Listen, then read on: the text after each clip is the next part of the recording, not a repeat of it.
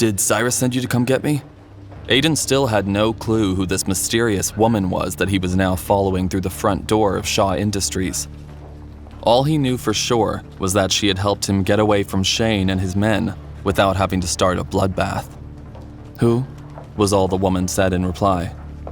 Cyrus, Aiden repeated. He owns this company? Oh, you mean Mr. Shaw? The woman replied as they reached the elevators. That's what his employees call him. It might do you some good to remember that. I didn't mean any disrespect, Aiden assured her. He's an old friend of the family. Mm-hmm. The two of them were alone in an elevator, but the woman barely acknowledged him. She doesn't seem to like me very much. Is she judging me based on my appearance? Aiden wondered. I'll have to fix that.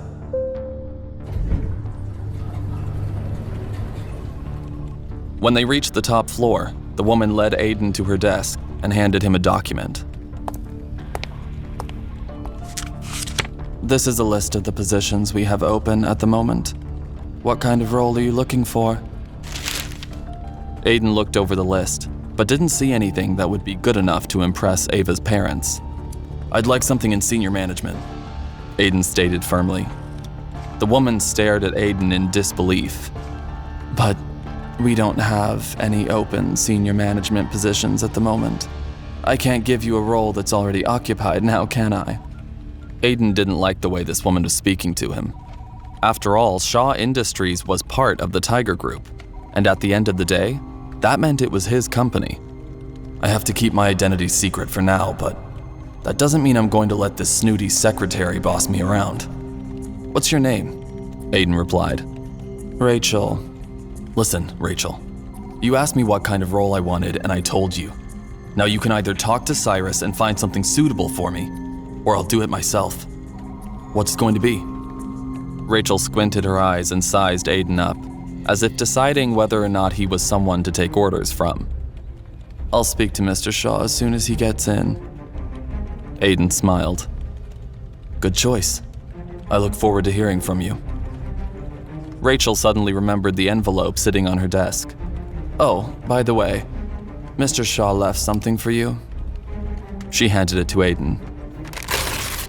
Inside the envelope was a check for $10,000 and a note. Here's some more cash to tide you over. Go to Broadway Bank. They'll take care of you. Aiden grinned. Good old Cyrus. As Aiden stepped back outside the building, he looked around for any sign of Shane. Fortunately, Ava's brother and his henchmen were nowhere to be seen. He checked the time on his phone. Still early. Plenty of time to run a few more errands. I need some new clothes for my new job. I also need a second phone so I can communicate as Tiger discreetly. But first, I need to cash this check. When Aiden arrived at the bank, he waited in line for the next available teller. After a few minutes, he was called to the window. How can I help you today? Asked the teller, whose name badge identified him as Perry. I'd like to cash a check, Aiden replied. He slid the check Cyrus had given him under the glass. Perry's nose wrinkled when he saw the amount of the check. He held it up to the light and examined it closely. Then he looked at Aiden, who was still dressed in his shabby clothes. Nice try, Perry sneered. Do you think I'm an idiot? There's no way this is real. He ripped the check up into tiny pieces. What the hell are you doing? Stop! Aiden shouted. Perry ignored him and waved over the security guard. Get this man out of here. He's trying to cash fake checks. Next time, I'm calling the police, he warned Aiden. Security guards surrounded Aiden from all sides. One of them grabbed his shoulder. Don't touch me. Aiden pulled free from his grip. I demand to speak with your manager. What's going on here? Aiden heard a familiar, deep voice. He turned to see Ben Jameson walking toward him. The security guards immediately stood at attention. This man was trying to cash a fraudulent check, Perry explained. I'll take this from here. Ben gave Aiden a discreet wink. Follow me. The security guard stepped aside as Aiden followed Ben out of the lobby. What are you doing here? Aiden whispered to Ben once they were alone. I'm here on Tiger Group business. This bank is one of yours. Cyrus told me you might be stopping by. Come on, there's someone I want to introduce you to. When they entered the manager's office, the manager immediately jumped up from his desk. Ben, what a surprise. I wasn't expecting you today. Hello, David. Speaking of surprises, do you have any idea who this gentleman is? David looked Aiden up and down and shook his head. No idea. Ben nudged Aiden. Show him your ring. Go ahead. David is one of our captains. You can trust him. Aiden slid the ring off his finger and allowed David to examine it. As soon as the manager saw the T engraved inside the band, his mouth fell open. Oh my God. Are you the tiger? Before Aiden could say anything, David began rattling off questions. How long have you been back? Where were you all these years? What can I do for you? Take it easy, David. No one else can know he's here, Ben warned. He's operating behind the scenes until Maximilian gets back, but Cyrus thought you should know. This way, when it's time to announce his return, we'll be ready. David nodded. Understood. You can't be too careful these days, especially with a spy inside our ranks. Aiden cocked an eyebrow. You know about the spy? Of course, all the captains know, David explained. There are more of you? How many captains does the Tiger Group have? Aiden asked. You already know about Cyrus, Ben, and Maximilian. Then there's me, Yvonne, Parker, and Lara. Aiden's eyes widened in surprise. Lara? You mean one of the captains is a girl? Ben laughed. Lara is not a girl.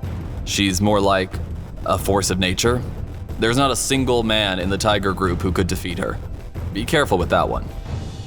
Your father and Lara's mother were friends, David added. When her mother passed away, Lara took her place. Aiden was intrigued. I look forward to meeting her. Be careful what you wish for, Ben warned. Anyway, now that you're back, please let me know if there's ever anything I can do for you, Tiger. David offered. There is one thing I could use your help with, Aiden replied. I came here to cash a check, and your teller ripped it up into pieces. David's mouth fell open. What? Why? He made an assumption based on my appearance and accused me of fraud. Sounds like one of your employees needs to be taught a lesson, Ben suggested. David's eyes flickered with rage. Wait right here. I'll take care of this for you. Aiden shook his head.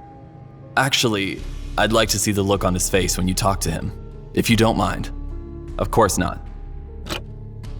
David picked up his phone. Perry, come to my office immediately. A few seconds later, Perry burst through the manager's door, gasping for breath. Do you need something, sir? Why didn't you consult with me before ripping up this man's check? As soon as Perry saw Aiden standing there, his face turned bright red. The check was for a large amount of money, and this man's clearly poor. Not to mention the check was from Cyrus Shaw, the owner of the bank. I was only doing my job. Your job is to report any suspicious activity to me, David corrected. Now put the check back together the way you found it, or Cyrus Shaw will have you ripped into a million pieces. He handed Perry a roll of tape. Yes, sir. Right away, sir. Perry scurried out of the office with his tail between his legs.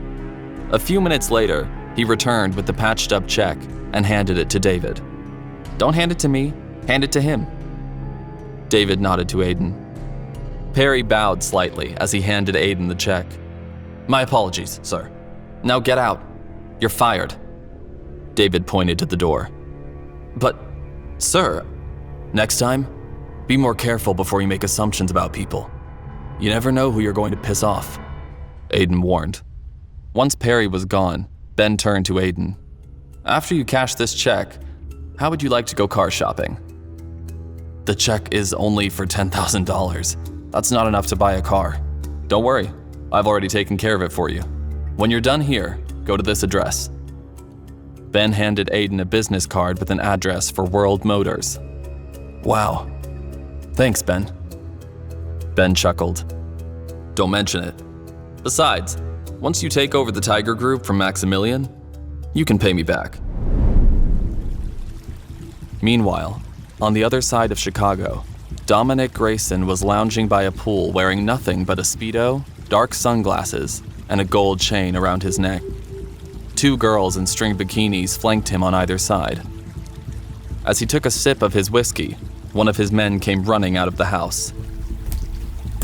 "Sir, we have just received word that the Tiger has returned," the man whispered. Dominic calmly lit a cigar and puffed on it thoughtfully. "Having someone on the inside of the Tiger Group is proving very useful," he muttered to himself. Then he threw his head back, laughing deviously.